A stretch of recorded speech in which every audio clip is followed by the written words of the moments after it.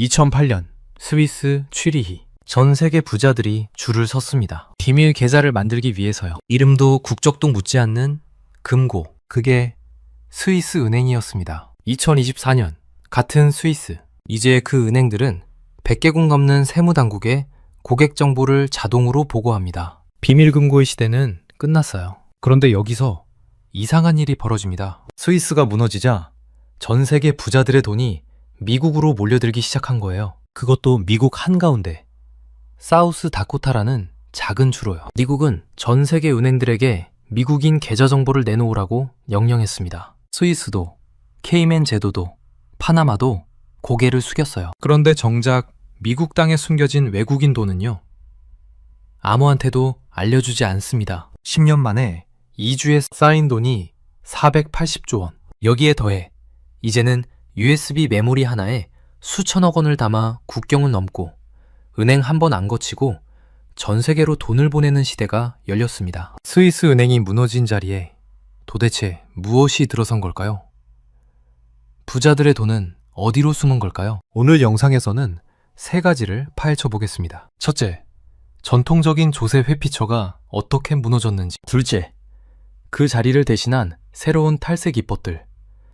가상자산과 디파이, NFT, 그리고 미국 사우스다코타의 비밀. 셋째, 한국 국세청과 관세청이 실제로 적발한 충격적인 사례들과 우리가 알아야 할 것들. 이 영상 하나면 부자들의 돈이 어떻게 숨고 어떻게 추적당하는지 그 비밀의 전체 그림이 보이실 겁니다. 돈은 물처럼 흐릅니다. 막히면 새로운 길을 찾아요. 오늘은 그 새로운 물길을 따라가 보겠습니다. 그럼 바로 시작하겠습니다. 본격적인 분석에 들어가기 전에 아직 구독 안 하신 분들은 지금 구독 버튼 눌러주시면 감사하겠습니다. 이런 경제 이야기 꾸준히 전해드리고 있습니다. 자, 먼저 전통적인 조세 회피처가 어떻게 무너졌는지부터 이야기해 볼게요. 조세 회피처라는 말 많이 들어보셨죠? 영어로는 tax haven, 세금의 천국이라는 뜻입니다. 스위스, 케이맨 제도, 파나마, 버진 아일랜드, 이런 이름들이 대표적이에요. 이 나라들의 공통점이 뭐냐면요, 은행 비밀주의라는 게 있었습니다. 쉽게 말해서 누가 얼마를 맡겼는지 절대 안 알려주는 거예요. 마치 비밀금고 같은 거죠. 여러분이 친구한테 비밀일기장을 맡겼는데 그 친구가 부모님이 물어봐도 선생님이 물어봐도 절대 안 보여주는 거예요. 그게 스위스 은행이었습니다. 그런데 2008년 세상이 바뀌기 시작했어요. 글로벌 금융위기가 터진 겁니다. 전 세계 경제가 휘청거렸고 각국 정부는 세금이 절실해졌어요. 그래서 눈을 돌린 곳이 바로 이 비밀 금고들이었습니다. 미국이 먼저 움직였어요. 파트카, 영어로 FATCA라고 하는 법을 만들었습니다. 해외 금융계좌 신고법이에요. 이게 뭐냐면 전 세계 은행들에게 이렇게 명령한 거예요. 미국 시민이나 영주권자가 너희 은행에 계좌를 갖고 있으면 그 정보를 미국 국세청에 보고해. 안 하면요, 미국 금융 시스템에서 퇴출당합니다. 달러를 못 쓰게 되는 거예요. 스위스 은행들이 버텼을까요? 못 버텼습니다. 달러 없이는 국제금융을 할 수가 없거든요. 결국 고개를 숙였어요. 여기서 끝이 아닙니다. OECD, 경제협력개발기구라는 곳이 있어요. 선진국들의 모임이라고 생각하시면 됩니다. 이 OECD가 CRS라는 걸 만들었어요. 공통보고 기준. 쉽게 말하면 금융정보 자동교환 시스템입니다. 이게 뭐냐면요, 예를 들어 볼게요. 한국 사람이 스위스에 계좌를 만들었어요. 예전에는 한국 국세청이 그 사실을 알 방법이 없었습니다. 스위스가 안 알려주니까요. 그런데 CRS가 시행된 이후로는요, 스위스 은행이 자동으로 한국 국세청에 보고합니다. 지금 100개국 넘는 나라가 이 시스템에 참여하고 있어요. 숨바꼭질에 비유해 볼게요. 예전에는 술래인 세무당국이 눈을 가리고 있었습니다. 숨는 사람들은 스위스라는 거대한 옷장 속에 들어가면 절대 안 들켰어요. 그런데 이제는요, 그 옷장 문이 투명 유리로 바뀐 겁니다. 술래가 다 보여요. 파나마 페이퍼스라고 들어보셨나요? 2016년에 터진 사상 최대의 금융폭로 사건입니다. 파나마의 한 로펌에서 유출된 문서 1150만 건. 여기에 전 세계 정치인, 기업인, 유명인들의 비밀 계좌와 페이퍼 컴퍼니 정보가 다 다 들어 있었어요. 그 이후로 각국 정부의 단속은 더 강해졌고 전통적인 조세 회피처는 사실상 끝났습니다. 그럼 부자들이 순순히 세금을 냈을까요? 여러분, 돈은 물이라고 했죠. 물은 막히면 어떻게 해요? 새로운 길을 찾습니다. 산을 넘고 바위를 돌아서라도 결국 아래로 흘러가요. 부자들의 돈도 마찬가지였습니다. 전통적인 조세 회피처가 막히자 완전히 새로운 길을 뚫기 시작했어요. 그게 바로 오늘 이야기할 조세 회피처 2.0입니다. 정리하자면요. 2008년 금융위기 이후 미국의 FATCA와 OECD의 CRS가 시행되면서 스위스를 비롯한 전통적인 비밀금고들은 투명 유리창으로 바뀌었습니다. 숨바꼭질의 규칙이 완전히 바뀐 거예요. 그런데 부자들은 포기하지 않았습니다. 더 깊고, 더 교묘하고, 더 기술적인 새로운 은신처를 찾아냈어요. 그럼 이제부터 그 새로운 은신처가 뭔지 하나씩 파헤쳐 보겠습니다. 숫자부터 보시죠. 한국관세청이 최근 5년간 적발한 불법 외환거래 규모가 얼마인지 아세요? 11조 원입니다. 서울 강남 아파트 수천 채 값이에요. 그런데 더 충격적인 건요. 이 11조 원 중에서 83%가 가상자산을 이용한 거래였다는 겁니다. 10건 중 8건 이상이 비트코인이나 이더리움 같은 코인으로 돈을 빼돌린 거예요. 또 다른 숫자 보여드릴게요. 미국 사우스 다코타주에 쌓인 신탁 자산 규모입니다. 얼마냐면요. 3,600억 달러. 한국 돈으로 약 480조 원입니다. 이게 10년 전에 비해서 4배가 늘었어요. 480조 원이 얼마나 큰 돈이냐면요. 한국 정부 1년 예산이 약 650조 원입니다. 사우스 다코타라는 미국의 작은 주 하나에 한국 정부 예산의 70%가 넘는 돈이 숨겨져 있는 거예요. 가상자산 쪽 숫자도 볼까요? 체이널리시스라는 블록체인 분석 회사가 있습니다. 이 회사 보고서에 따르면 NFT 시장으로 유입된 불법 자금이 2021년 4분기에만 140만 달러, 약 18억 원에 달했어요. 그리고 이건 적발된 것만 그렇다는 겁니다. 실제로는 훨씬 더 많을 거예요. 한국에서는요. 국세청이 가상자산으로 소득을 숨긴 유튜버, 리딩방 운영자, 성형외과 의사 등 105명을 세무조사 대상으로 올렸습니다. 해외 원정 진료를 하면서 가상자산으로 돈을 받은 의사만 41명이 적발됐어요. 이 숫자들이 말해주는 게 뭘까요? 부자들의 돈이 사라진 게 아니라는 겁니다. 스위스 은행에서 나온 돈이 증발한 게 아니에요. 그 돈은 지금 블록체인 속에 USB 메모리 안에 그리고 미국 사우스다코타의 신탁 속에 새 둥지를 틀고 있습니다. OECD 자료에 따르면 전 세계적으로 조세 회피로 숨겨진 자산이 약 7조에서 10조 달러로 추정됩니다. 한국 돈으로 9천조 원에서 일경 3천조 원이에요. 이 중 상당 부분이 이제 디지털 형태로 전환되고 있다고 전문가들은 보고 있어요. 정리하면요. 전통적인 조세 회피처가 무너지면서 부자들의 돈은 새로운 곳으로 이동했습니다. 가상자산 이용 불법 거래 83%, 사우스다코타 신탁 480조 원. 이 숫자들이 새로운 탈세의 규모를 보여주고 있어요. 그럼 이제 본격적으로 들어가 볼게요. 이 새로운 탈세 기법들이 어떻게 작동하는지, 왜 추적이 어려운지 그 원인을 하나씩 파헤쳐 보겠습니다. 첫 번째 원인은 블록체인의 탈중앙화입니다. 쉽게 말해서 은행이 필요 없어진 거예요. 여러분, 은행 송금 한번 해보셨죠? 해외로 돈을 보내려면 어떻게 해야 해요? 은행 가서 신분증 내밀고 왜 보내는지 이유 적고 수수료 내고 며칠 기다려야 합니다. 이 과정에서 은행은 누가 누구에게 얼마를 보냈는지 다 기록해요. 그리고 그 기록이 세무당국에 보고됩니다. 그런데 비트코인은요? 인터넷만 있으면 됩니다. 은행 안 가도 돼요. 신분증 안 내밀어도 돼요. 이유 안 적어도 돼요. 30분이면 지구 반대편으로 수십억 원을 보낼 수 있어요. 그리고 이 과정에서 누가 보냈는지 세무당국은 알 방법이 없습니다. 여기서 콜드 월렛이라는 게 등장합니다. 콜드 월렛, 차가운 지갑이라는 뜻이에요. 이게 뭐냐면 인터넷에 연결되지 않은 가상자산 저장 장치입니다. USB 메모리처럼 생긴 작은 기기예요. 비유를 들어볼게요. 여러분, 집에 금고가 있다고 생각해 보세요. 그런데 이 금고는 은행 금고처럼 은행 건물 안에 있는 게 아니에요. 여러분, 주머니 속에 있습니다. USB 크기만한 금고 안에 수천억 원어치 가상자산을 넣을 수 있어요. 이 콜드월렛을 들고 공항을 지나가면요, 아무도 모릅니다. 금속 탐지기에 안 걸려요. 엑스레이로 봐도 그냥 USB처럼 보여요. 세관 신고 대상도 아닙니다. 현금 1만 달러 이상 들고 나가면 신고해야 하잖아요. 그런데 콜드월렛은요, 신고 의무가 없어요. 국세청이 콜드월렛을 압수하면 되지 않느냐고요? 여기에 함정이 있습니다. 콜드월렛 안에 든 가상자산에 접근하려면 비밀번호가 필요해요. 시드 프레이즈라고 하는 건데 보통 12개에서 24개의 영어 단어 조합입니다. 이 비밀번호를 모르면요, 아무것도 못해요. 국세청이 체납자 집에 들어가서 콜드월렛을 찾았어요. 그런데 비밀번호를 안 불어요. 그러면요, 그 안에 1,000억이 들어있어도 손을 댈 수가 없습니다. 금고를 찾았는데 열쇠가 없는 거예요. 그것도 부술 수도 없는 금고. 더 무서운 건요, 이 비밀번호만 외우고 있으면 전 세계 어디서든 그 자산을 복구할 수 있다는 겁니다. 콜드월렛을 압수당했어요. 상관없어요.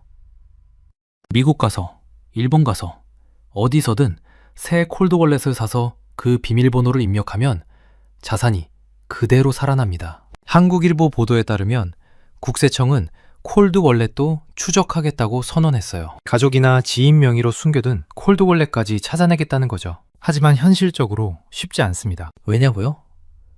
콜드월렛은 물리적으로 어디에나 숨길 수 있거든요. 서랍 속에, 책 사이에, 심지어 땅 속에 묻어둘 수도 있어요. 그리고 그 존재를 증명할 방법이 마땅치 않습니다. 정리하면요, 블록체인은 은행이라는 중간 감시자를 제거했습니다. 콜드월렛은 USB 하나에 수천억을 담아 국경을 넘을 수 있게 만들었어요. 비밀번호만 알면 전 세계 어디서든 자산을 복구할 수 있고 국세청이 압수해도 열 수가 없습니다. 이게 첫 번째 탈세 무기예요. 그런데 이건 시작에 불과합니다. 두 번째는 더 교묘해요. 두 번째 원인은 디파이의 법적 사각지대입니다. 디파이, 영어로 DeFi라고 쓰는데요, 탈중앙화 금융이라는 뜻이에요. 은행 없이 대출받고, 은행 없이 이자를 받고, 은행 없이 금융거래를 하는 시스템입니다. 이게 왜 탈세에 쓰이냐고요? 여기에 엄청난 법적 허점이 있거든요. 비유를 들어볼게요. 여러분이 1억 원어치 금을 갖고 있어요. 이 금이 10년 후에 2억이 됐습니다. 1억 원 이익이 났죠? 이걸 팔면 어떻게 돼요? 양도소득세를 내야 합니다. 그런데 금을 안 팔고 담보로 맡기고 돈을 빌리면요, 세금이 없어요. 왜냐고요? 대출금은 소득이 아니거든요. 빌린 돈이잖아요. 나중에 갚아야 할 돈인데 어떻게 소득이에요? 이걸 가상자산에 적용하면 무슨 일이 벌어지는지 보여드릴게요. 어떤 사람이 비트코인을 1억 원어치 샀습니다. 몇 년 후에 이게 10억이 됐어요. 9억 원 이익. 이걸 팔면 양도세를 내야 합니다. 한국에서는 아직 시행 전이지만 미국에서는 최고 37%까지 세금을 내야 해요. 그런데 이 사람이 비트코인을 안 팔아요. 대신 디파이 플랫폼에 담보로 맡깁니다. 에이브, 컴파운드 같은 곳이요. 그러면 담보 가치의 5070%까지 스테이블 코인을 대출받을 수 있어요. 스테이블 코인은 달러와 1대1로 연동된 가상자산이에요. 현금이나 마찬가지입니다. 10억 원짜리 비트코인을 맡기고 5억 원을 빌렸어요. 이 5억 원으로 생활비 쓰고 부동산 사고 뭐든 할 수 있어요. 세금은요, 0원입니다. 왜냐하면 이건 대출금이니까요. 여기서 끝이 아닙니다. 비트코인 가격이 더 오르면 어떻게 돼요?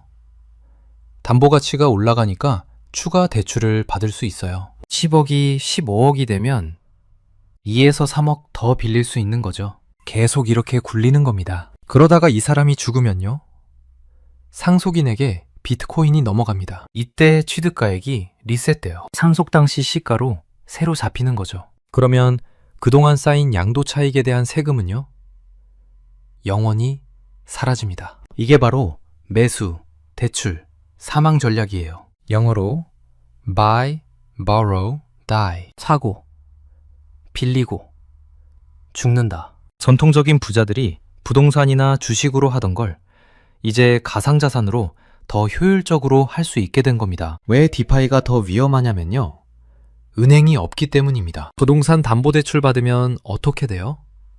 은행에 서류 내야 하고 은행이 그 정보를 세무당국에 보고합니다. 그런데 디파이는요? 은행이 없어요. 스마트 컨트랙트라는 컴퓨터 프로그램이 자동으로 대출을 실행합니다. 신분 확인 없어요. 서류 없어요. 보고 없어요. 국세청 입장에서는 이 사람이 대출을 받았는지, 얼마나 받았는지, 어디에 썼는지 알 방법이 없습니다. 완벽한 사각지대예요. 정리하면요. 디파이는 가상자산을 팔지 않고도 현금화할 수 있게 해줍니다. 대출금은 법적으로 소득이 아니라 세금이 없어요. 은행이 없으니 정보 보고도 없습니다. 이게 두 번째 탈세 무기입니다. 그런데 세 번째는 더 황당해요. 세 번째 원인은 NFT의 불투명한 가치입니다. NFT, 대체 불가능 토큰이라고 하죠. 디지털 그림, 디지털 영상 같은 것들을 블록체인에 등록해서 소유권을 증명하는 기술이에요. 근데 이게 왜 탈세에 쓰이냐고요? NFT의 가장 큰 특징이 뭔지 아세요? 객관적인 가격이 없다는 겁니다. 비트코인은 거래소에서 가격이 정해져 있잖아요. 지금 비트코인 한 개가 얼마인지 바로 알 수 있죠. 그런데 NFT는요? 이 디지털 그림이 100만 원짜리인지 100억 원짜리인지 아무도 몰라요. 사는 사람이 100억 주면 100억짜리가 되는 거예요. 이게 어떻게 탈세에 쓰이냐면요. 워시 트레이딩이라는 게 있습니다. 자전거래라고도 해요. 비유를 들어볼게요. 제가 그림을 하나 그렸어요. 객관적으로 1만 원짜리 그림입니다. 그런데 저는 A라는 가명으로 B라는 가명한테 이 그림을 100억에 팔아요. A도 저고 B도 저예요. 제 왼손에서 오른손으로 옮긴 건데 기록상으로는 100억짜리 거래가 된 거죠. 이제 이 그림은 100억짜리 그림이 됐습니다. 이걸 자녀한테 증여해요. 증여세 기준이 뭐예요? 시가입니다. 시가가 얼마예요? 100억이에요. 왜냐하면 직전 거래가 100억이었으니까요. 그런데 실제로 제 주머니에서 나간 돈은요? 0원입니다. 왼손에서 오른손으로 옮겼을 뿐이니까요. 이렇게 허위로 부풀린 가격으로 자녀에게 자산을 넘기면 나중에 자녀가 이걸 팔 때 양도 차익이 줄어들어요. 세금이 줄어드는 거죠. 반대로도 할 수 있어요. 손실 확정. 영어로 tax loss harvesting이라고 합니다. 제가 주식으로 10억을 벌었어요. 양도세를 내야 합니다. 그런데 제가 갖고 있는 NFT가 있어요. 원래 5억 주고 산 건데 지금 가치가 없어요. 이걸 제 다른 지갑에 100만 원에 팔아버립니다. 장부상 4억 9,900만 원 손실이 확정돼요. 그러면 주식 수익 10억에서 NFT 손실 4억 9,900만 원을 빼면요. 과세 대상 소득이 5억 100만 원으로 줄어듭니다. 세금이 거의 반으로 줄어드는 거예요. 문제는요. 이 NFT가 진짜 5억 가치가 있었는지 진짜 100만 원으로 떨어진 건지 아무도 모른다는 겁니다. 객관적인 가격 기준이 없으니까. 셰이널리시스 보고서에 따르면 NFT 거래의 상당 부분이 이런 자전거래로 추정됩니다. 같은 사람이 여러 지갑을 만들어서 서로 사고 파는 거예요. 가격을 마음대로 올리고 내리면서요. 미술품 시장도 원래 이런 문제가 있었어요. 그런데 미술품은 최소한 실물이 있잖아요. 전문가가 감정하고 경매 기록이 있고 어느 정도 시세 파악이 됩니다. NFT는요? 디지털이에요. 클릭 몇 번으로 만들어지고 클릭 몇 번으로 거래돼요. 감정사도 없고 기준도 없어요. 정리하면요. NFT는 객관적인 가격이 없습니다. 자전거래로 가격을 마음대로 조작할 수 있어요. 이걸 이용해서 증여세를 줄이거나 허위 손실로 다른 소득의 세금을 상쇄할 수 있습니다. 이게 세 번째 탈세 무기예요. 자, 여기까지 기술적인 도구들을 봤습니다. 그런데 네 번째는 좀 다릅니다. 기술이 아니라 법의 허점이에요. 네 번째 원인은 미국 사우스다코타의 이중성입니다. 이게 오늘 이야기에서 가장 충격적인 부분일 수 있어요. 2021년에 판도라 페이퍼스라는 게 터졌습니다. 국제 탐사보도 언론인협회 ICIJ라는 곳에서 폭로한 건데요. 전 세계 부호들과 정치인들의 비밀 자산 내역이 공개됐어요. 파나마 페이퍼스의 후속편 같은 거죠. 그런데 여기서 가장 충격적인 게 뭐였냐면요. 전 세계 부자들의 돈이 모여드는 새로운 조세 회피처가 스위스도 케이맨 제도도 아니고 미국이었다는 겁니다. 그것도 사우스다코타라는 내륙의 작은 주. 사우스다코타가 왜 조세 회피처가 됐는지 설명해 드릴게요. 첫째, 영구 신탁이라는 게 있습니다. 다이너스티 트러스트라고 해요. 보통 신탁은 기간 제한이 있어요. 몇십 년 후에 해산하고 수혜자에게 돌려줘야 합니다. 그런데 사우스다코타는 이 제한을 아예 없앴어요. 신탁이 영원히 지속될 수 있습니다. 이게 왜 중요하냐면요. 자산을 신탁에 묶어두면 상속세를 안 내도 됩니다. 왜냐하면 그 자산은 이제 개인 소유가 아니라 신탁 소유거든요. 개인이 죽어도 신탁은 안 죽잖아요. 상속이 발생하지 않으니 상속세도 없어요. 대대손손 세금 없이 자산을 물려줄 수 있는 겁니다. 둘째, 비밀 보장입니다. 사우스다코타에는 조용한 신탁이라는 게 있어요. 영어로 Quiet Trust. 이게 뭐냐면 신탁의 수혜자한테도 신탁이 있다는 걸 안 알려줘도 돼요. 무슨 말이냐면요. 할아버지가 손주를 위해 신탁을 만들었어요. 손주는 그 사실을 모릅니다. 할아버지가 죽어도 몰라요. 신탁 관리인만 알고 있어요. 이렇게 하면 가족 간의 분쟁도 막고 외부에 알려질 가능성도 줄어들죠. 거기다 사우스다코타 법은 이혼 소송이나 채권자로부터 신탁 자산을 보호합니다. 아무리 빚이 있어도 신탁에 넣어둔 자산은 못 건드려요. 여기서 진짜 충격적인 게 뭐냐면요. 미국의 이중잣대입니다. 미국은 FATK로 전 세계 은행들한테 미국인 계좌 정보를 내놓으라고 했죠. 스위스도 굴복했고 100개국 넘는 나라가 CRS에 참여해서 금융 정보를 교환하고 있어요. 그런데 미국은요? CRS에 참여 안 해요. 그러니까 사우스다코타에 외국인이 신탁을 만들어서 돈을 넣어둬도 그 외국인의 본국 세무당국에 정보가 안 갑니다. 비유하면요. 미국이 전 세계한테 너희 집 창문 다 투명 유리로 바꿔 라고 명령해 놓고 자기 집 창문만 불투명 유리인 거예요. 남의 집은 들여다보면서 자기 집은 안 보여주는 겁니다. 그 결과가 뭐예요?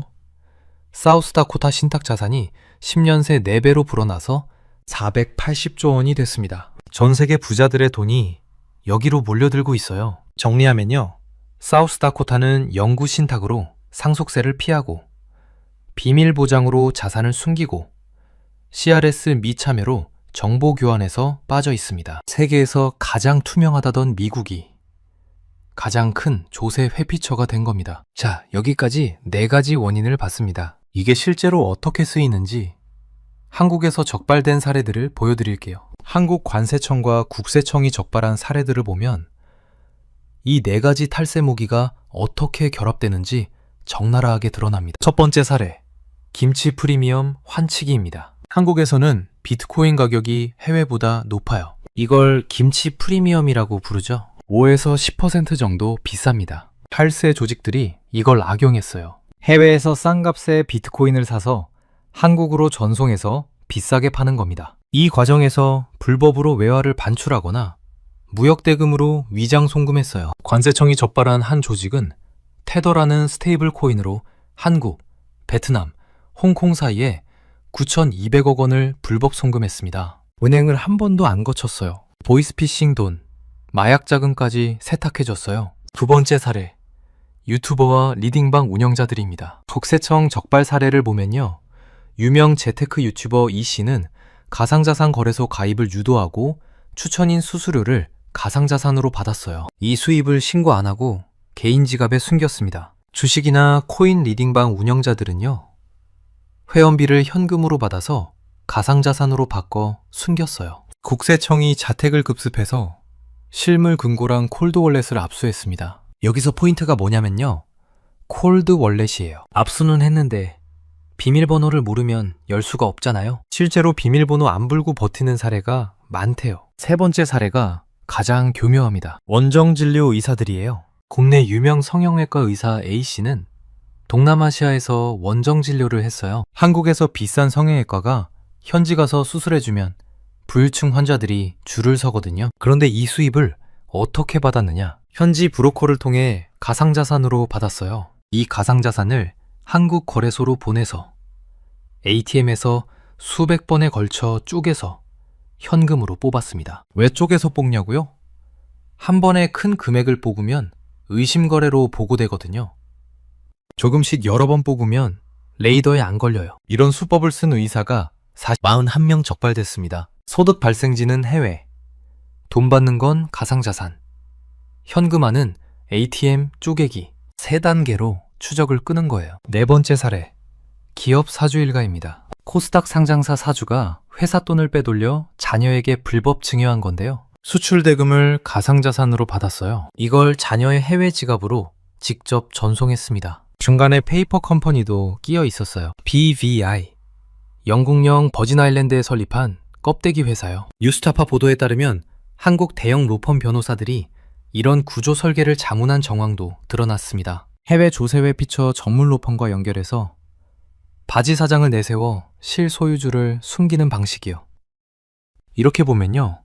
콜드월렛, 디파이, NFT, 해외 신탁이 별개로 쓰이는 게 아니에요. 서로 결합되어서 더 복잡하고 추적 어려운 탈세 구조가 만들어지는 겁니다. 그럼 세무당국은 손 놓고 있는 걸까요? 아닙니다. 반격이 시작됐어요. 가장 강력한 무기가 카프입니다. 가상자산 정보교환 프레임워크, OECD가 만들었어요. CRS가 은행 계좌 정보를 교환하는 거라면 카프는 가상자산 거래소 정보를 교환하는 겁니다. 카파에서는요, 가상자산 거래소가 고객 신원, 거래 내역, 지갑 주소를 수집해서 세무당국에 보고해야 해요. 이 정보가 회원국 간에 자동으로 교환됩니다. 한국, 미국, 영국, 일본, 프랑스 등 48개국이 참여하기로 했고 2027년부터 시행 예정입니다. 그러면 해외 거래소에 숨겨둔 가상자산도 본국 세무당국이 알게 되는 거예요. 한국은 이미 트래블룰을 세계에서 가장 엄격하게 적용하고 있어요. 100만 원 이상 가상자산을 보내면 보내는 사람과 받는 사람 정보를 거래소가 확인해야 합니다. 안 하면 거래소 이용 제한이에요. 그런데 탈세공들이 100만 원 이하로 쪼개서 보내기 시작했어요. 스머핑이라고 해요. 재미처럼 조금씩 나르는 거죠. 금융정보분석원이 이것도 막으려고 트래블룰 적용 대상을 전면 확대하는 방안을 추진 중입니다. 블록체인 포렌식도 발전하고 있어요. 체이널리시스, 엘립틱 같은 회사들이 AI로 블록체인 거래를 분석합니다. 믹서를 통과한 자금도 역추적할 수 있어요. 어떻게 가능하냐고요? 믹서가 완벽해 보여도 패턴이 남거든요. 돈이 들어가는 시간과 나오는 시간, 금액의 분포, 지갑의 행동 패턴, 이런 걸 AI가 분석해서 연결고리를 찾아냅니다. 완벽한 익명은 없어요. 한국국세청도 이런 포렌식 툴을 도입했습니다. 빅데이터 분석으로 탈세 혐의자를 자동 추출하는 시스템도 고도화하고 있어요. 미래를 전망해 보면요. 가상자산 시장은 둘로 나뉠 겁니다. 화이트 마켓, 하얀 시장, 규제를 준수하는 거래소, 카프와 트래블룰을 지키는 곳들이에요. 여기서 거래하면 세무당국에 다 보고됩니다. 투명해요. 다크마켓, 어두운 시장, 믹서, 프라이버시 코인, 탈중앙화 거래소를 이용하는 곳이에요. 여기는 계속 숨바꼭질이 벌어질 겁니다. 결국 창과 방패의 싸움이에요. 탈세 기술이 발전하면 추적 기술도 발전하고, 추적 기술이 발전하면 또 새로운 탈세 방법이 나옵니다. 끝이 없어요. 정리해 드릴게요. 오늘 살펴본 조세 회피처 2.0의 핵심은 4가지입니다. 첫째, 콜드월렛. USB 하나에 수천억을 담아 국경을 넘고 비밀번호 없으면 압수해도 못 엽니다. 둘째, 디파이의 매수, 대출, 사망 전략. 가상자산 안 팔고 담보로 대출 받으면 세금 0원. 평생 연기하다가 상속돼 리셋됩니다. 셋째, NFT 워시 트레이딩. 객관적 가격이 없으니 자전거래로 가격 조작하고 증여세 줄이고 허위 손실로 세금 상쇄합니다. 넷째, 사우스다코타 신탁. 미국이 남한테는 투명하라 하면서 자기 땅은 불투명하게 유지해서 세계 최대 조세 회피처가 됐습니다. 이 4가지가 결합되면 추적이 극도로 어려워집니다. 하지만 카프, 트래블룰, 블록체인 포렌식으로 반격도 시작됐어요. 2027년부터 가상자산 정보도 국가 간에 공유됩니다. 돈은 물처럼 흐릅니다. 막히면 새로운 길을 찾아요. 하지만 결국 물도 바다로 갑니다. 탈세의 물길도 언젠가는 투명한 바다로 흘러갈 수밖에 없을 겁니다. 다만 그때까지 창과 방패의 싸움은 계속될 거예요. 여러분은 이런 신종 탈세 수법에 대해 어떻게 생각하시나요? 가상자산 과세가 한국에서도 본격 시행되면 어떤 변화가 있을지 여러분의 생각을 댓글로 공유해 주시면 감사하겠습니다. 오늘 영상은 여기까지입니다. 긴 영상 끝까지 시청해 주셔서 정말 감사합니다. 구독과 좋아요 한 번씩만 눌러주시면 더 좋은 경제 콘텐츠 만드는데 큰 힘이 됩니다. 다음 영상에서 또 뵙겠습니다. 2008년 스위스 취리히. 전 세계 부자들이 줄을 섰습니다. 비밀 계좌를 만들기 위해서요. 이름도 국적도 묻지 않는 금고. 그게 스위스 은행이었습니다. 2024년 같은 스위스. 이제 그 은행들은 100개국 넘는 세무당국에 고객 정보를 자동으로 보고합니다. 비밀 금고의 시대는 끝났어요. 그런데 여기서 이상한 일이 벌어집니다. 스위스가 무너지자 전 세계 부자들의 돈이 미국으로 몰려들기 시작한 거예요. 그것도 미국 한가운데 사우스 다코타라는 작은 주로요. 미국은 전 세계 은행들에게 미국인 계좌 정보를 내놓으라고 명령했습니다. 스위스도, 케이맨 제도도, 파나마도 고개를 숙였어요. 그런데 정작 미국 땅에 숨겨진 외국인 돈은요, 아무한테도 알려주지 않습니다. 10년 만에 2주에 쌓인 돈이 480조 원. 여기에 더해 이제는 USB 메모리 하나에 수천억 원을 담아 국경을 넘고 은행 한 번 안 거치고 전 세계로 돈을 보내는 시대가 열렸습니다. 스위스 은행이 무너진 자리에 도대체 무엇이 들어선 걸까요? 부자들의 돈은 어디로 숨은 걸까요? 오늘 영상에서는 세 가지를 파헤쳐 보겠습니다. 첫째, 전통적인 조세 회피처가 어떻게 무너졌는지. 둘째, 그 자리를 대신한 새로운 탈세 기법들. 가상자산과 디파이, NFT, 그리고 미국 사우스다코타의 비밀. 셋째, 한국 국세청과 관세청이 실제로 적발한 충격적인 사례들과 우리가 알아야 할 것들. 이 영상 하나면 부자들의 돈이 어떻게 숨고 어떻게 추적당하는지 그 비밀의 전체 그림이 보이실 겁니다. 돈은 물처럼 흐릅니다. 막히면 새로운 길을 찾아요. 오늘은 그 새로운 물길을 따라가 보겠습니다. 그럼 바로 시작하겠습니다. 본격적인 분석에 들어가기 전에 아직 구독 안 하신 분들은 지금 구독 버튼 눌러주시면 감사하겠습니다. 이런 경제 이야기 꾸준히 전해드리고 있습니다. 자, 먼저 전통적인 조세 회피처가 어떻게 무너졌는지부터 이야기해 볼게요. 조세 회피처라는 말 많이 들어보셨죠?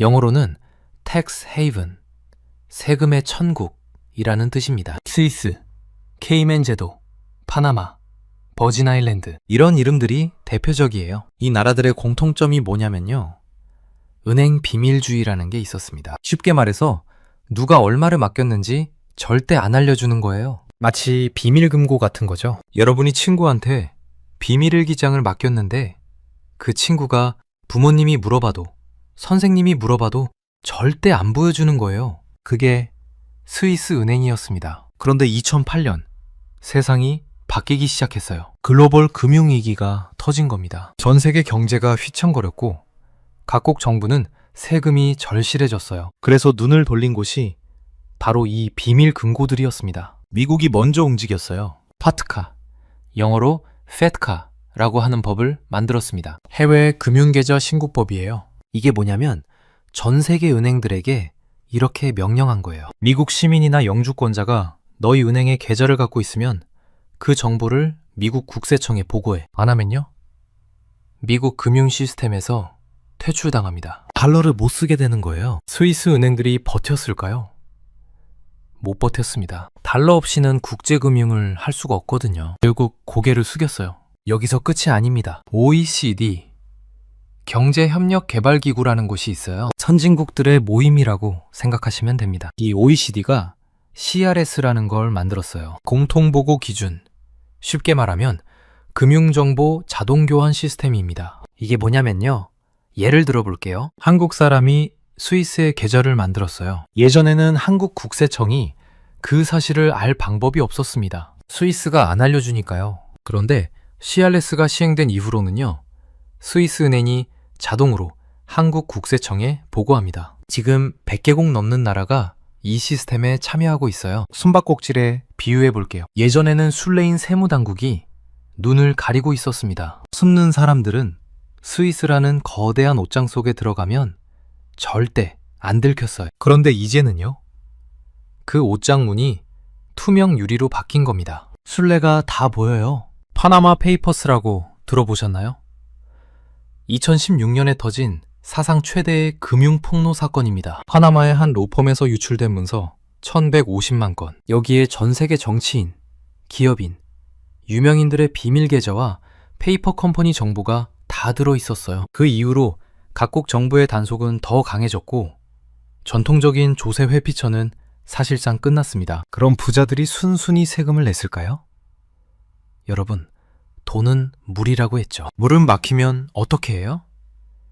새로운 길을 찾습니다. 산을 넘고 바위를 돌아서라도 결국 아래로 흘러가요. 부자들의 돈도 마찬가지였습니다. 전통적인 조세 회피처가 막히자 완전히 새로운 길을 뚫기 시작했어요. 그게 바로 오늘 이야기할 조세 회피처 2.0입니다. 정리하자면요.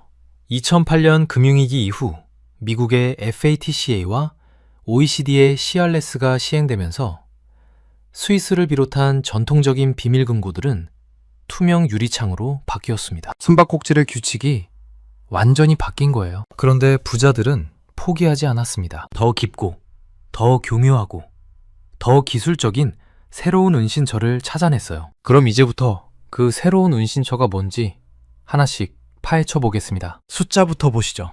한국관세청이 최근 5년간 적발한 불법 외환거래 규모가 얼마인지 아세요? 11조 원입니다. 서울 강남 아파트 수천 채 값이에요. 그런데 더 충격적인 건요.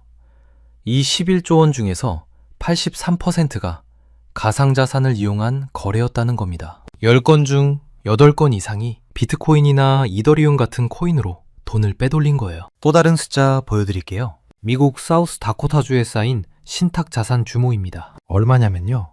3,600억 달러. 한국 돈으로 약 480조 원입니다. 이게 10년 전에 비해서 4배가 늘었어요. 480조 원이 얼마나 큰 돈이냐면 한국 정부 1년 예산이 약 650조 원입니다. 사우스 다코타라는 미국의 작은 주 하나에 한국 정부 예산의 70%가 넘는 돈이 숨겨져 있는 거예요. 가상자산 쪽 숫자도 볼까요?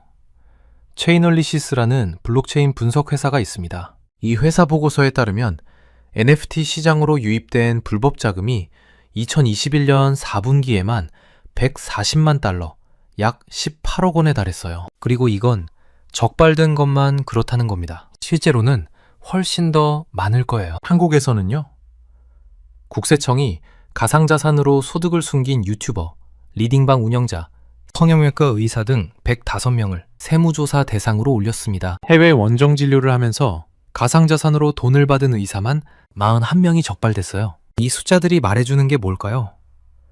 부자들의 돈이 사라진 게 아니라는 겁니다. 스위스 은행에서 나온 돈이 증발한 게 아니, 그 돈은 지금 블록체인 속에 USB 메모리 안에 그리고 미국 사우스다코타의 신탁 속에 새 둥지를 틀고 있습니다. OECD 자료에 따르면 전 세계적으로 조세 회피로 숨겨진 자산이 약 7조에서 10조 달러로 추정됩니다. 한국 돈으로 9천조 원에서 일경 3천조 원이에요. 이 중 상당 부분이 이제 디지털 형태로 전환되고 있다고 전문가들은 보고 있어요. 정리하면요. 전통적인 조세 회피처가 무너지면서 부자들의 돈은 새로운 곳으로 이동했습니다. 가상자산 이용 불법 거래 83%, 사우스다코타 신탁 480조 원. 이 숫자들이 새로운 탈세의 규모를 보여주고 있어요. 그럼 이제 본격적으로 들어가 볼게요. 이 새로운 탈세 기법들이 어떻게 작동하는지, 왜 추적이 어려운지 그 원인을 하나씩 파헤쳐 보겠습니다. 첫 번째 원인은 블록체인의 탈중앙화입니다. 쉽게 말해서 은행이 필요 없어진 거예요. 여러분, 은행 송금 한번 해보셨죠? 해외로 돈을 보내려면 어떻게 해야 해요? 은행 가서 신분증 내밀고 왜 보내는지 이유 적고 수수료 내고 며칠 기다려야 합니다. 이 과정에서 은행은 누가 누구에게 얼마를 보냈는지 다 기록해요. 그리고 그 기록이 세무당국에 보고됩니다. 그런데 비트코인은요?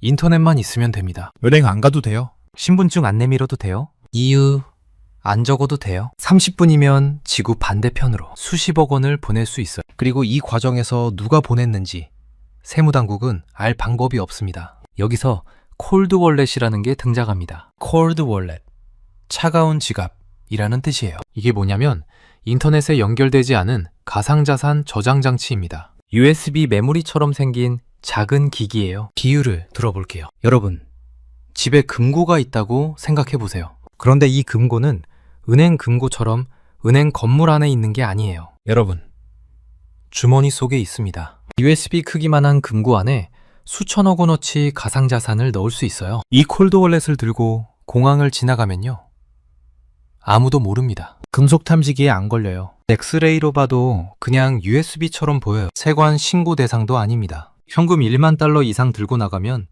신고해야 하잖아요. 그런데 콜드월렛은요, 신고 의무가 없어요. 국세청이 콜드월렛을 압수하면 되지 않느냐고요?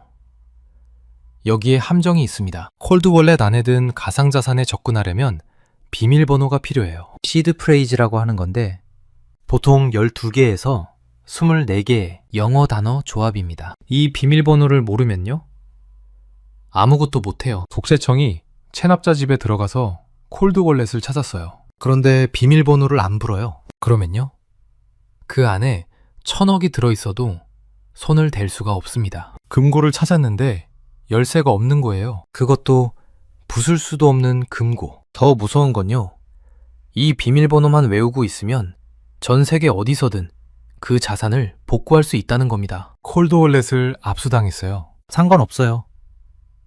미국 가서, 일본 가서, 어디서든 새 콜드월렛을 사서 그 비밀번호를 입력하면 자산이 그대로 살아납니다. 한국일보 보도에 따르면 국세청은 콜드월렛도 추적하겠다고 선언했어요. 가족이나 지인 명의로 숨겨둔 콜드월렛까지 찾아내겠다는 거죠. 하지만 현실적으로 쉽지 않습니다. 왜냐고요?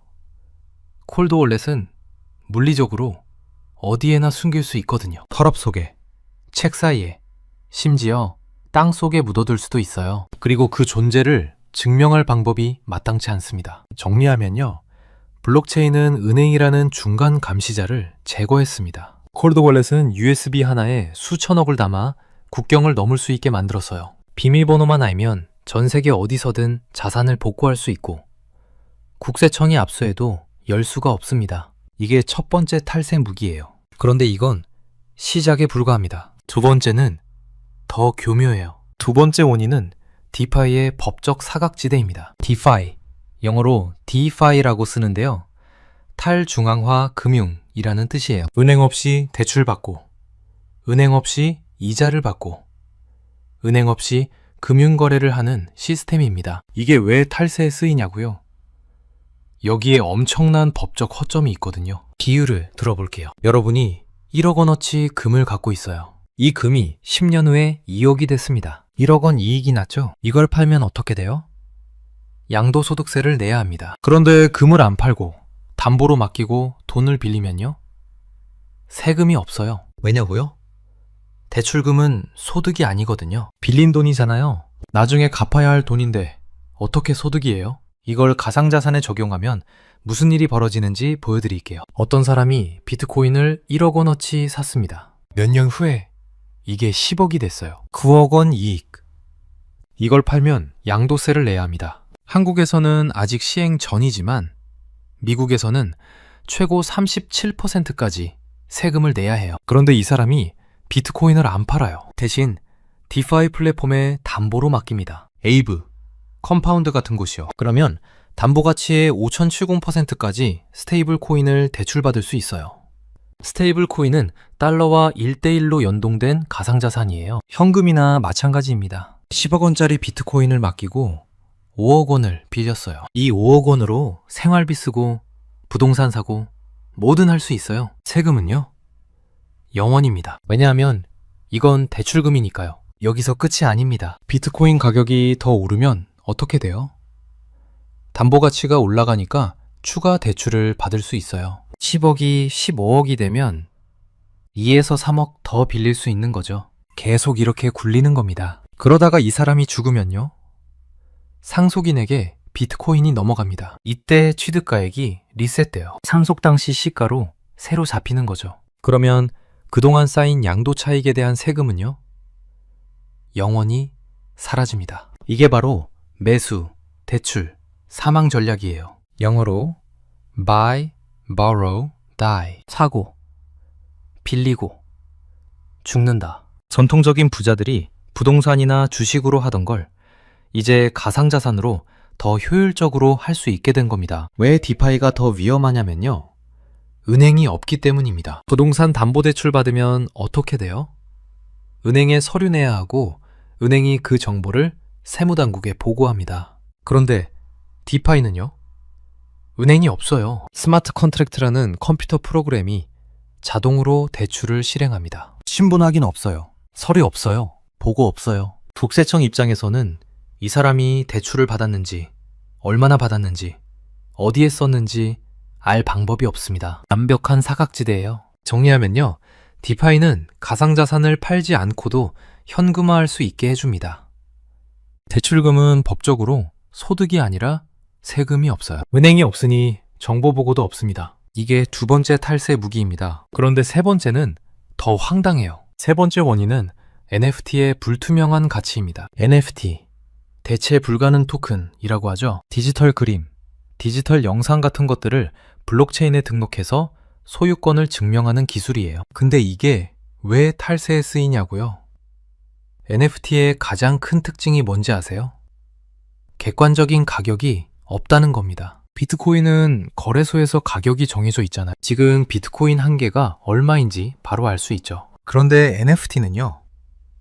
이 디지털 그림이 100만 원짜리인지 100억 원짜리인지 아무도 몰라요. 사는 사람이 100억 주면 100억짜리가 되는 거예요. 이게 어떻게 탈세에 쓰이냐면요. 워시 트레이딩이라는 게 있습니다. 자전거래라고도 해요. 비유를 들어볼게요. 제가 그림을 하나 그렸어요. 객관적으로 1만 원짜리 그림입니다. 그런데 저는 A라는 가명으로 B라는 가명한테 이 그림을 100억에 팔아요. A도 저고 B도 저예요. 제 왼손에서 오른손으로 옮긴 건데 기록상으로는 100억짜리 거래가 된 거죠. 이제 이 그림은 100억짜리 그림이 됐습니다. 이걸 자녀한테 증여해요. 증여세 기준이 뭐예요? 시가입니다. 시가가 얼마예요? 100억이에요. 왜냐하면 직전 거래가 100억이었으니까요. 그런데 실제로 제 주머니에서 나간 돈은요? 0원입니다. 왼손에서 오른손으로 옮겼을 뿐이니까요. 이렇게 허위로 부풀린 가격으로 자녀에게 자산을 넘기면 나중에 자녀가 이걸 팔 때 양도 차익이 줄어들어요. 세금이 줄어드는 거죠. 반대로도 할 수 있어요. 손실 확정. 영어로 tax loss harvesting이라고 합니다. 제가 주식으로 10억을 벌었어요. 양도세를 내야 합니다. 그런데 제가 갖고 있는 NFT가 있어요. 원래 5억 주고 산 건데 지금 가치가 없어요. 이걸 제 다른 지갑에 100만 원에 팔아버립니다. 장부상 4억 9,900만 원 손실이 확정돼요. 그러면 주식 수익 10억에서 NFT 손실 4억 9,900만 원을 빼면요. 과세 대상 소득이 5억 100만 원으로 줄어듭니다. 세금이 거의 반으로 줄어드는 거예요. 문제는요.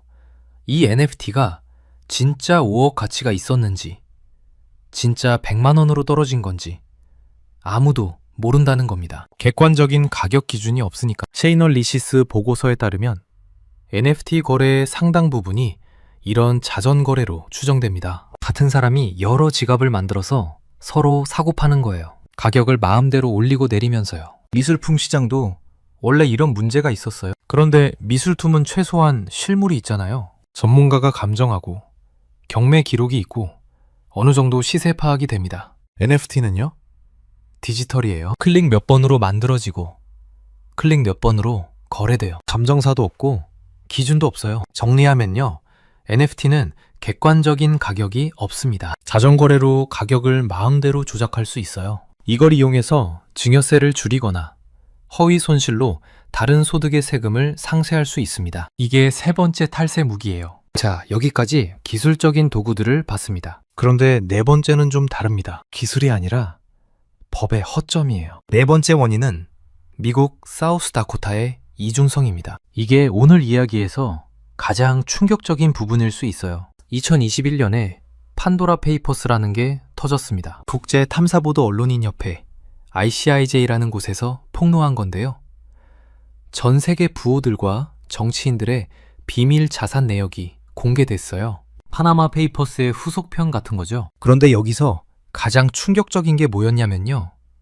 전 세계 부자들의 돈이 모여드는 새로운 조세 회피처가 스위스도 케이맨 제도도 아니고 미국이었다는 겁니다. 그것도 사우스 다코타라는 내륙의 작은 주. 사우스 다코타가 왜 조세 회피처가 됐는지 설명해 드릴게요. 첫째, 영구 신탁이라는 게 있습니다. 다이너스티 트러스트라고 해요. 보통 신탁은 기간 제한이 있어요. 몇십 년 후에 해산하고 수혜자에게 돌려줘야 합니다. 그런데 사우스다코타는 이 제한을 아예 없앴어요. 신탁이 영원히 지속될 수 있습니다. 이게 왜 중요하냐면요.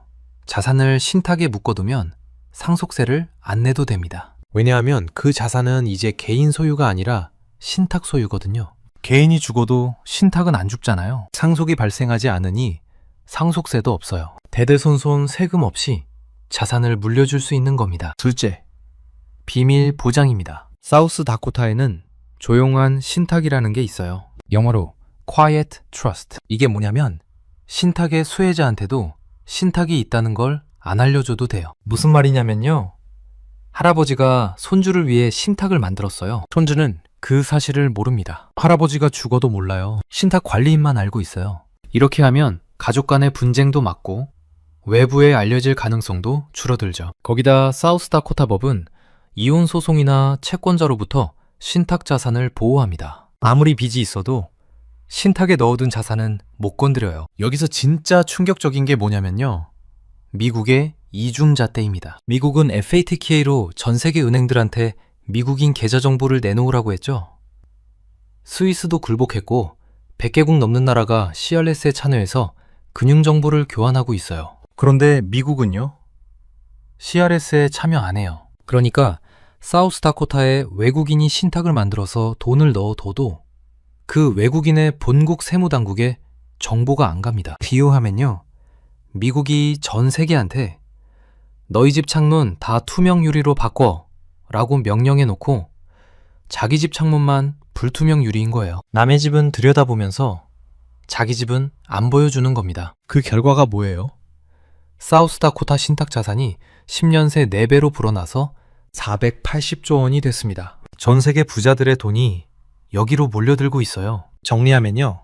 사우스다코타는 영구 신탁으로 상속세를 피하고 비밀 보장으로 자산을 숨기고 CRS 미참여로 정보 교환에서 빠져 있습니다. 세계에서 가장 투명하다던 미국이 가장 큰 조세 회피처가 된 겁니다. 자, 여기까지 4가지 원인을 봤습니다. 이게 실제로 어떻게 쓰이는지 한국에서 적발된 사례들을 보여드릴게요. 한국관세청과 국세청이 적발한 사례들을 보면 이 4가지 탈세 무기가 어떻게 결합되는지 적나라하게 드러납니다. 첫 번째 사례, 김치 프리미엄 환치기입니다. 한국에서는 비트코인 가격이 해외보다 높아요. 이걸 김치 프리미엄이라고 부르죠. 5에서 10% 정도 비쌉니다. 탈세 조직들이 이걸 악용했어요. 해외에서 싼 값에 비트코인을 사서 한국으로 전송해서 비싸게 파는 겁니다. 이 과정에서 불법으로 외화를 반출하거나 무역대금으로 위장 송금했어요. 관세청이 적발한 한 조직은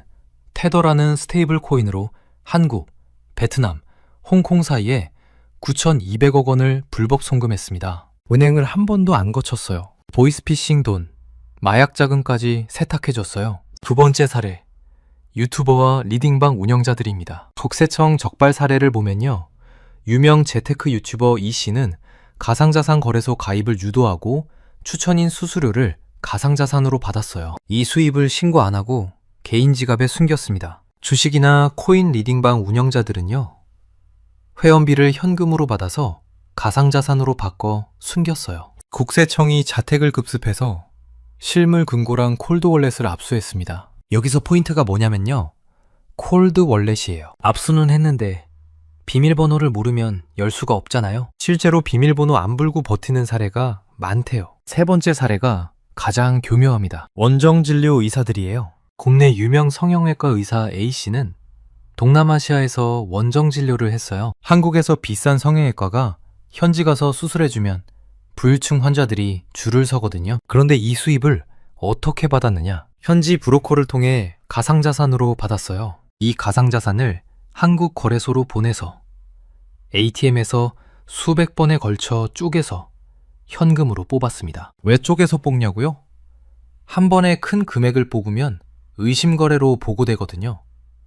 조금씩 여러 번 뽑으면 레이더에 안 걸려요. 이런 수법을 쓴 의사가 41명 적발됐습니다. 소득 발생지는 해외, 돈 받는 건 가상자산, 현금화는 ATM 쪼개기, 3단계로 추적을 끄는 거예요. 네 번째 사례, 기업 사주 일가입니다. 코스닥 상장사 사주가 회사 돈을 빼돌려 자녀에게 불법 증여한 건데요. 수출 대금을 가상자산으로 받았어요. 이걸 자녀의 해외 지갑으로 직접 전송했습니다. 중간에 페이퍼 컴퍼니도 끼어 있었어요. BVI, 영국령 버진 아일랜드에 설립한 껍데기 회사요. 뉴스타파 보도에 따르면 한국 대형 로펌 변호사들이 이런 구조 설계를 자문한 정황도 드러났습니다. 해외 조세회 피처 전문 로펌과 연결해서 바지 사장을 내세워 실소유주를 숨기는 방식이요.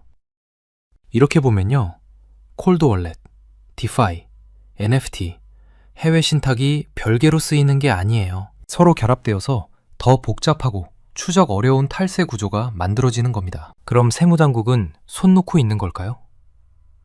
아닙니다. 반격이 시작됐어요. 가장 강력한 무기가 카프입니다. 가상자산 정보교환 프레임워크, OECD가 만들었어요. CRS가 은행 계좌 정보를 교환하는 거라면 카프는 가상자산 거래소 정보를 교환하는 겁니다. 카파에서는요, 가상자산 거래소가 고객 신원, 거래 내역, 지갑 주소를 수집해서 세무당국에 보고해야 해요. 이 정보가 회원국 간에 자동으로 교환됩니다. 한국, 미국, 영국, 일본, 프랑스 등 48개국이 참여하기로 했고 2027년부터 시행 예정입니다. 그러면 해외 거래소에 숨겨둔 가상자산도 본국 세무당국이 알게 되는 거예요. 한국은 이미 트래블 룰을 세계에서 가장 엄격하게 적용하고 있어요. 100만 원 이상 가상자산을 보내면 보내는 사람과 받는 사람 정보를 거래소가 확인해야 합니다. 안 하면 거래소 이용 제한이에요. 그런데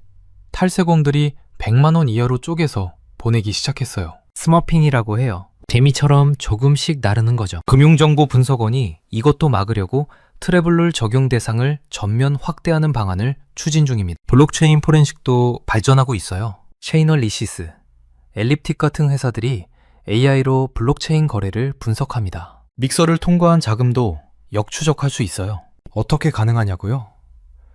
믹서가 완벽해 보여도 패턴이 남거든요. 돈이 들어가는 시간과 나오는 시간, 금액의 분포, 지갑의 행동 패턴, 이런 걸 AI가 분석해서 연결고리를 찾아냅니다. 완벽한 익명은 없어요. 한국국세청도 이런 포렌식 툴을 도입했습니다. 빅데이터 분석으로 탈세 혐의자를 자동 추출하는 시스템도 고도화하고 있어요. 미래를 전망해 보면요, 가상자산 시장은 둘로 나뉠 겁니다. 화이트 마켓, 하얀 시장, 규제를 준수하는 거래소, 시카프와 트래블룰을 지키는 곳들이에요. 여기서 거래하면 세무당국에 다 보고됩니다. 투명해요.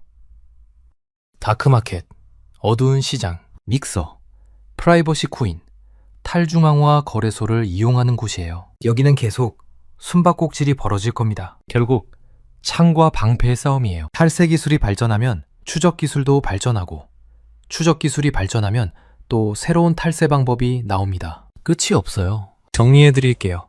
오늘 살펴본 조세 회피처 2.0의 핵심은 4가지입니다. 첫째, 콜드 월렛. USB 하나에 수천억을 담아 국경을 넘고 비밀번호 없으면 압수해도 못 엽니다. 둘째, 디파이의 매수, 대출, 사망 전략. 가상자산 안 팔고 담보로 대출받으면 세금 0원.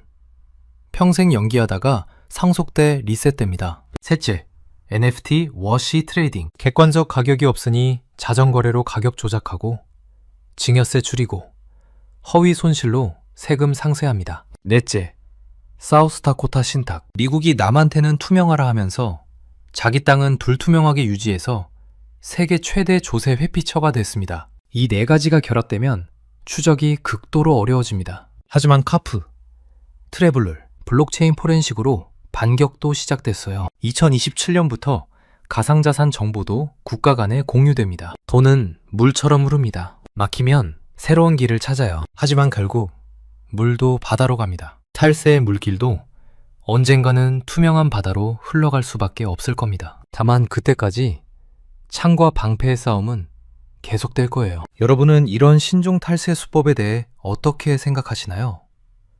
가상자산 과세가 한국에서도 본격 시행되면 어떤 변화가 있을지 여러분의 생각을 댓글로 공유해 주시면 감사하겠습니다. 오늘 영상은 여기까지입니다. 긴 영상 끝까지 시청해주셔서 정말 감사합니다. 구독과 좋아요. 한 번씩만 눌러주시면 더 좋은 경제 콘텐츠 만드는데 큰 힘이 됩니다. 다음 영상에서 또 뵙겠습니다.